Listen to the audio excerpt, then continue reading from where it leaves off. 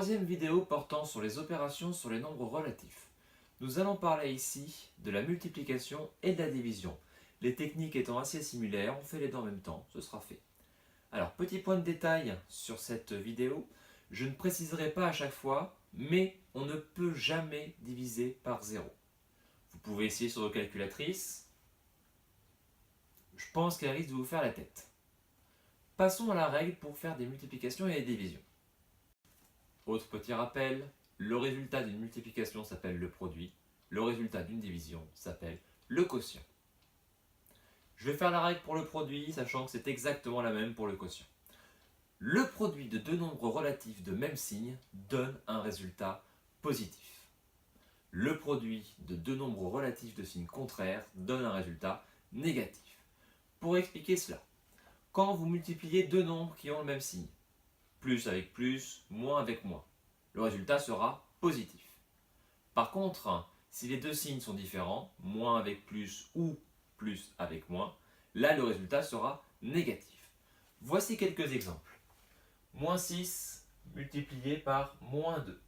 Ici, les deux nombres sont négatifs, c'est le même signe. Comme c'est le même signe, le résultat sera positif. Et pour trouver la valeur, 6 multiplié par 2, 12. On obtient 12. Deuxième exemple, 6 multiplié par moins 2. Ça a l'air pareil, mais ce n'est pas le cas. Il manque le moins. Ici, le 6 est positif et le moins est négatif. Un positif multiplié par un négatif, ce n'est pas le même signe. Le résultat sera donc négatif.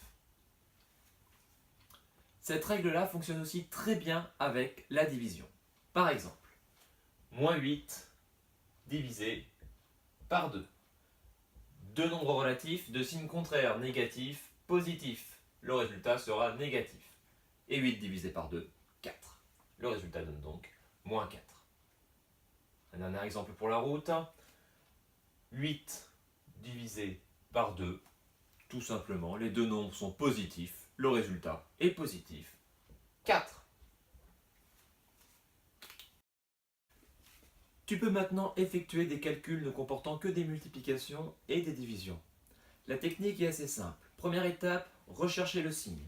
S'il y a un nombre pair d'éléments négatifs, le résultat sera positif. S'il y en a un nombre impair, le résultat sera négatif.